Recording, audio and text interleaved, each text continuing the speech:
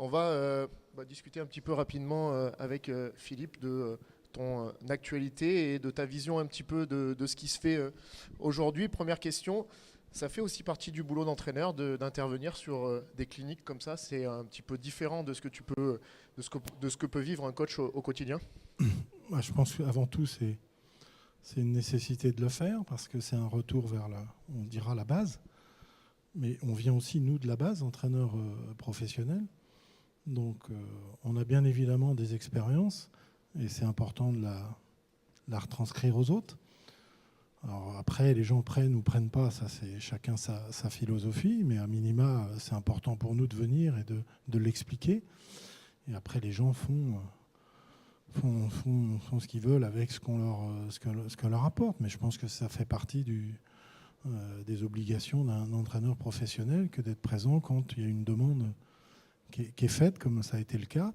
Et donc c'est avec toujours grand plaisir que pour moi, je réponds présent à ces invitations-là. Alors tu es actuellement sans club. Ta vision sur la Pro A actuellement, toi qui as été champion de France en 2015, sur ce qui se fait et sur l'évolution de la Pro A actuellement? J'ai envie de dire qu'il faut pas, c'est pas la Pro A, donc il faut parler, c'est du basket en règle générale, parce que vous savez, il est joué globalement de la même façon par tous. Alors avec plus ou moins d'intensité, on peut dire peut-être qu'il n'y a pas la même intensité de jeu globalement entre le championnat de la Pro A et l'Euroleague par exemple. C'est un jeu aussi qui est joué des fois avec des joueurs qui techniquement sont meilleurs. Mais par rapport au jeu proprement dit, on arrive à un stade, c'est une vraie réflexion pour moi, et on en parlera déjà demain matin, où tout tourne beaucoup aujourd'hui du pick and roll. Donc ce n'est pas le basket qu'on a joué il y a 30 ou 40 ans, où il y avait beaucoup d'exploitation du jeu, des écrans indirects, du jeu post-bas. Aujourd'hui, tout ça tend à disparaître, malheureusement, je dis, parce que je trouve que le basket a moins de richesse aujourd'hui qu'il n'en avait par le passé. On a un peu tombé dans l'excès, donc je pense qu'il y a une réflexion qui est obligatoire pour nous tous, entraîneurs, et en premier déjà les entraîneurs professionnels, sur qu'est-ce qu'on peut faire différemment aujourd'hui. Je crois que c'est le sujet d'intervention aussi de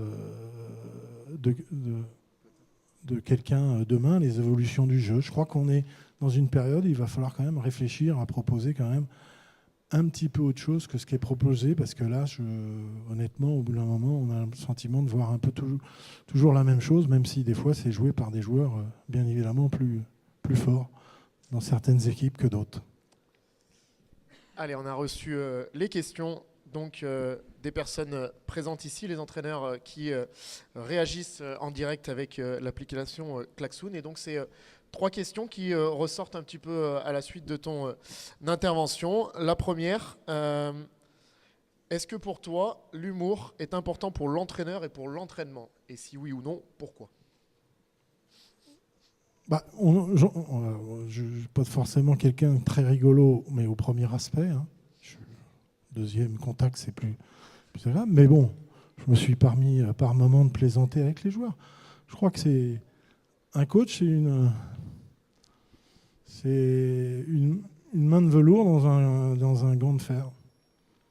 Voilà, il faut être dans l'exigence parce qu'elle est incontournable, parce qu'on a une responsabilité, et je l'ai donnée, c'est celle de faire progresser les gens. Donc ça nécessite à un moment donné une forme d'exigence, mais il faut en parallèle de ça qu'il y ait une notion de plaisir, et j'en ai parlé.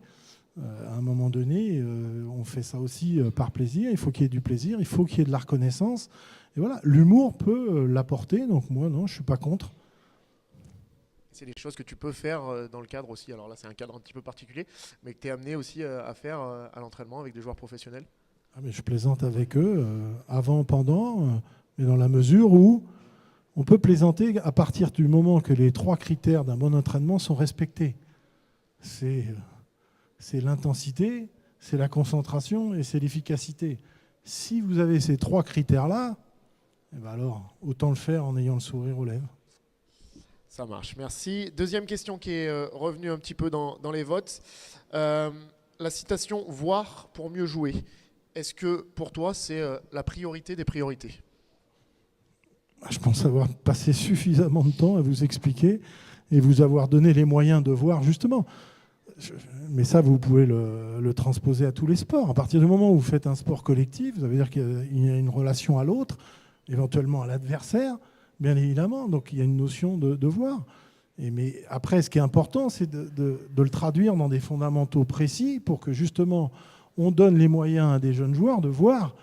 C'est là-dessus que des fois, je ne suis pas tout à fait en connexion avec ce que je peux voir, parce que je trouve que par moment, on ne donne pas les moyens à un joueur de basket d'être dans ses lectures de jeu, mais elle est indispensable. Donc voir, pour moi, c'est une priorité. Voilà, et ça s'est traduit dans des fondamentaux qui ont été exposés. Justement, le lien est tout fait avec la dernière question que je vais te poser. Comment as-tu choisi les fondamentaux présentés aujourd'hui ? C'est une longue réflexion que j'ai eue justement parce que, comme tous nous 12 entraîneurs, moi j'ai été joueur à une époque, j'ai basculé très vite entraîneur. Donc j'étais d'abord dans ma réflexion d'un pur technicien. Voilà, et puis à un moment donné, on peut rencontrer ou lire des choses ou rencontrer des gens qui vous font prendre conscience qu'à un moment donné, c'est un enseignement et il faut des bases pour enseigner. Et que la première des choses, c'est qu'à un moment donné, il faut dissocier les choses, prioriser les choses. Voilà, c'est tout un travail, mais ça m'a obligé à une réflexion qui a été difficile, très très difficile, remise en question pour moi, parce qu'il a fallu que je sois capable d'identifier ce qui pouvait être des fondamentaux et des basiques qui sont que la conséquence d'eux. Mais ça m'a demandé beaucoup beaucoup de temps, mais j'ai pu mesurer le bienfait d'avoir fait cette démarche-là à titre personnel. Je ne l'ai pas lu ailleurs.